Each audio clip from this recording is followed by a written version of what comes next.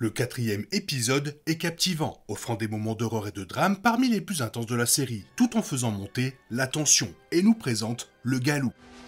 Allons, c'est l'heure de l'histoire, mon poulet au miel. On ouvre les petits volets. Cœur vaillant, œil sur la balle, on ne peut pas perdre. Dans la plus pure tradition du film Ça, la série mêle les horreurs du monde réel à l'histoire avec Gripsou. On y voit des enfants en classe regarder une vidéo explicative sur la conduite à tenir en cas de frappe nucléaire, comme si c'était la chose la plus banale au monde. Charlotte raconte qu'avant de s'installer à Derry, elle s'est battue pour les droits des suspects noirs contraints d'avouer des crimes qu'ils n'avaient pas commis. Les costumes d'époque et les décors rétro nous plongent dans le contexte historique, mais des scènes comme celle-ci vont plus loin et restituent le climat politique tendu du début des années 60. Cet épisode, en particulier, établit avec brio un parallèle entre les horreurs de ça et celles du racisme. Lorsque Charlotte aide le père de Ronnie à se défendre contre les accusations injustes portées contre lui, Leroy craint que cela ne provoque l'hostilité des habitants et n'attire une attention indésirable. Au beau milieu de la nuit, après que Will a été traumatisé par la vision d'un spectre l'observant depuis l'extérieur de la maison, Leroy suppose qu'il s'agit d'un voisin mécontent qui harcèle la famille. Le message est fort, les familles, comme les Hanlon, n'ont pas à s'inquiéter des fantômes et des démons. Elles ont déjà de véritables monstres à leur trousse.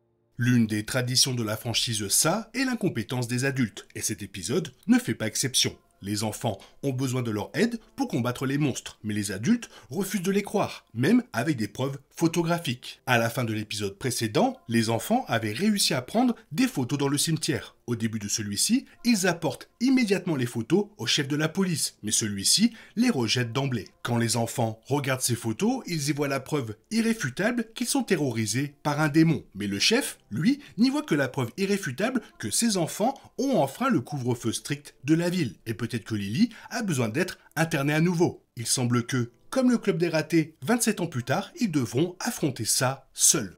Mais, en réalité, tous les adultes de Derry ne sont pas incompétents. Dans le roman de Stephen King, il est sous-entendu que les adultes de la ville sont en quelque sorte complices du règne de terreur de Gripsou. Ils savent qu'une force surnaturelle terrorise périodiquement leurs enfants et ils ont, en quelque sorte, un accord tacite pour détourner le regard et les laisser se débrouiller seuls. Mais les parents de Will Hanlon ne sont pas de Derry. Ils ne sont donc pas au courant de cet accord. Peter Otterbridge a fait du bon travail jusqu'à présent en interprétant la rage contenue de Bowers dans des moments comme ceux-ci, bien plus maître de lui-même que son petit-fils ne le sera par la suite. Et plus il est tendu par l'escalade des événements en ville, plus il devient effrayant.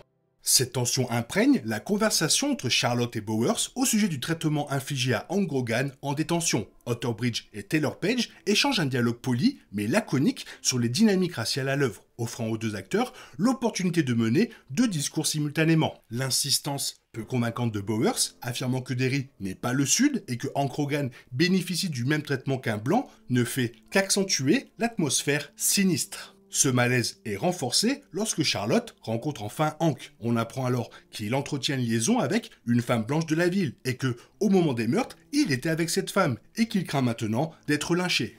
Dans la série, Hank est présenté comme un homme bon et intègre. Il est donc judicieux de prendre cette crainte au sérieux. Stephen Ryder livre ici sa meilleure performance de la saison, incarnant un Hank submergé par l'émotion lorsque Charlotte lui suggère que son refus de fournir un alibi n'est rien d'autre qu'un sacrifice pour protéger sa famille et son amante secrète. Vu l'inquiétude extrême de Hank quant à l'identité de cette femme et son impact sur la sécurité de tous, si l'affaire venait à être révélée, il semble fort probable qu'il s'agisse de l'épouse d'un policier de Derry. On imagine aisément la réaction du chef Bowers si une telle controverse le touchait de plein fouet.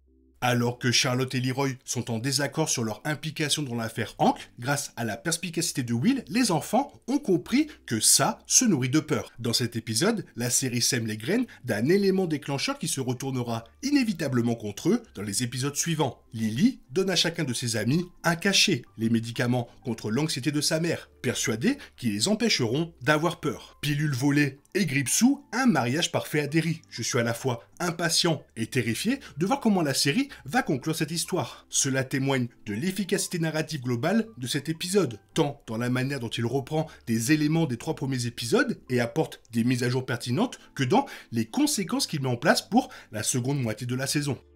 Quant à la seconde partie de cet épisode, une fois qu'il a posé les bases de la suite de la saison, place à la fête. Cette seconde partie est de plus en plus captivante, à commencer par la sortie pêche de Will et Leroy sur la rivière. Leroy tente de se rapprocher de Will alors que l'année scolaire commence à filer à toute vitesse. L'alchimie naturelle entre Giovanna Depo et Black Cameron James brille de mille feux, comme s'ils étaient vraiment père et fils. Leroy taquine Will au sujet de son béguin pour Ronnie et lui donne des conseils de pêche à la mouche. Alors que Leroy retourne à la voiture, Will est entraîné sous l'eau par une créature au visage brûlé, semblable à celui de Leroy. Dans son récit frénétique à son père, Will compare cette image à celle de Leroy après un accident d'avion survenu plus tôt dans sa carrière. Ce dernier est d'abord sceptique quant à l'attaque d'un monstre, mais ensuite, en voyant les blessures sanglantes sur les bras de Will, il se rend compte que quelque chose s'est bel et bien produit. Voilà un autre excellent exemple de la façon dont la série a su exploiter l'univers de Gripsou pour nuancer les détails du passé et des peurs des personnages, de manière naturelle et réussie. Et la farce ratée de Marge à Lily poursuit sur cette lancée avec un effet visuel saisissant et un style délicieusement horrible.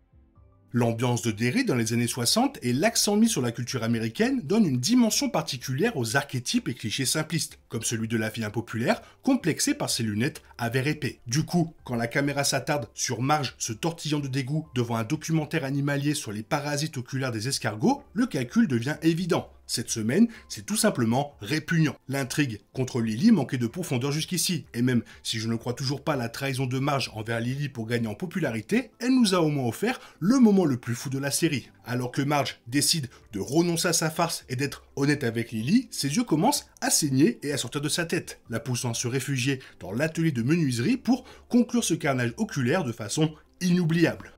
Certes, les yeux de Marge, globuleux comme ceux d'un escargot, arborent ce terrible aspect numérique dont souffrent tant de scènes d'horreur dans la série, mais la séquence entière est tellement cauchemardesque et outrancière dès le départ que l'authenticité des réactions de Matilda Lower compense largement les effets spéciaux. C'est exactement ce que j'attends, parfois le plus simple et le plus effrayant. L'épisode aurait pu s'arrêter là, à ce paroxysme de tension, mais au lieu de cela, on a le droit à un long flashback qui enrichit la légende de Gripsou d'un détail intrigant, avec une touche de génie grâce au talent de Dick Hallorann. L'attaque de Will, encore présente à l'esprit, Leroy interroge Hallorann et Shaw sur la véritable nature de l'opération. Il assiste ainsi en direct à l'interrogatoire psychique que mène Hallorann sur Daniel, membre de la communauté autochtone de Derry et neveu de Rose. Hallorann cherche des réponses concernant les éclats sacrés liés à Gripsou enfouis sous Derry et se retrouve plongé dans un vide obscur parsemé de portes rétroéclairées, portes que la voix fantomatique de sa grand-mère l'exhorte à garder fermées. Hallorann pénètre dans un souvenir de Daniel où sa tante Rose lui demande de raconter la légende de leur tribu, celle du Galou, leur nom pour ça. Plus profondément dans l'esprit de Daniel, les origines se déroulent, on assiste à l'arrivée de ça sur Terre et à la façon dont les ancêtres de Rose et Daniel furent les premiers à trouver le moyen de le contrer. L'histoire de Daniel se déroule à un rythme effréné, presque comme un court-métrage haletant et autonome concluant l'épisode. Le danger est d'autant plus palpable que Hallorann perçoit tout cela en temps réel. Le fait que Hallorann soit témoin d'un chapitre aussi sensible de l'histoire de ça, tout en ayant un large sourire, confère à la séquence un profond malaise, superbement renforcé par la conception sonore. Les grésillements graves évoquent le mixage sonore de Stanley Kubrick pour Shining lors des visions de Hallorann et Danny. Les informations que Hallorann tire du récit de Daniel apportent également à l'opération une nuance et une cohérence avec les origines de Gripsou que je ne l'avais imaginé. La série a encore du chemin à parcourir pour me convaincre de l'intérêt de l'opération, mais au moins certains éléments révélés par la vision de Hallorann lui donnent une base plus solide. L'épisode 4 révèle la vérité sur les origines de Gripsou, dévoilant tout, de sa plus grande faiblesse à l'endroit où il vit à Derry. Hallorann utilise alors son don pour pénétrer l'esprit de Daniel et obtenir les réponses qu'il cherche. Grâce à cela, Hallorann découvre non seulement les plus grandes faiblesses de ça, mais aussi sa longue histoire sur Terre. Lorsque Daniel évoque l'origine de Gripsou, il commence par le décrire comme un esprit maléfique arrivé sur Terre à travers une étoile filante il y a des millions d'années. Il insiste sur le fait que cet événement s'est produit bien avant l'apparition du premier Amérindien, soulignant ainsi qu'il est infiniment plus ancien que n'importe quel être vivant sur la planète. Après que l'étoile a percuté la planète, l'esprit maléfique fut libéré et erra partout jusqu'à ce que les humains découvrent enfin le lieu de l'impact et apprennent ses origines. Après la découverte du lieu du crash par les Amérindiens, ces derniers comprirent que l'étoile qui le transportait le retenait prisonnier. Le monstre ne put s'échapper qu'après l'impact de l'étoile qui lui permit de se libérer. Les fragments de l'étoile constituèrent ainsi une arme redoutable pour le combattre. C'est pourquoi, pendant plusieurs années, les ancêtres de Thaniel utilisèrent un fragment de l'étoile pour se protéger. L'appelant Galou, ils restèrent à l'abri de sa créature en évitant la forêt de l'Ouest, et en utilisant le fragment comme une dague pour se défendre. Pendant longtemps, les ancêtres de Thaniel ont transmis de génération en génération tout le savoir qu'ils possédaient, ce qui leur a permis de vivre avec le monstre. Ils évitaient de chasser sur le territoire de Galou et veillaient à ce que personne n'y pénètre jamais. Toutefois, cet équilibre fut bientôt rompu par l'arrivée des colons. Malgré les avertissements concernant les dangers de la forêt de l'Ouest, ils y chassèrent et ignorèrent tous les avertissements. De ce fait, ils devinrent finalement les victimes de Galou. Se nourrissant de la peur et de la chair des colons, le Galou devint de plus en plus puissant. Aussi, une simple dague issue de l'étoile ne suffit plus à le contenir dans le bois de l'Ouest. Les ancêtres de Thaniel étaient sur le point de partir lorsqu'une jeune fille courageuse, Nekani, décida de se rendre dans le bois de l'Ouest avec la dague. La mère de la jeune fille, Seski, l'a suivie dans les bois espérant la protéger du monstre. Toutefois, le Galou se manifesta sous la forme de leur pire crainte et les tua tous, y compris Seski. Après la mort de sa mère, Nekani décida de braver à nouveau la forêt de l'Ouest. Heureusement, cette fois-ci, elle trouva la grotte et découvrit l'étoile filante. Ils firent alors le tour des bois et enterrèrent 13 fragments de l'étoile autour de la forêt. Puisque c'était la seule chose que le Galou craignait, les fragments l'empêchèrent de quitter la forêt. Ceci explique pourquoi il n'avait pas pu suivre le général Shaw hors de la forêt dans le flashback du début de l'épisode 3. Après avoir enterré les fragments, ils promirent également de garder leur cachette secrète. Ils agissaient ainsi pour s'assurer que personne ne put jamais libérer le Galou dans le reste du monde. Un très bon épisode, mais par contre, c'est déjà le milieu de la saison. Il ne reste plus que 4 épisodes. Franchement, ça passe vite, hein. Dis donc, c'est le Galou, ça. Toi, qu'est-ce que tu en penses? Fais-moi part de ton avis dans la zone commentaire, et sinon, comme d'habitude, bisous bisous, bye bye. Il est impossible de compter sur les autres de nos jours. On est obligé de tout faire soi-même. Je me trompe? Rien de grave. J'avais tout prévu. Où va le monde? Je vous le demande.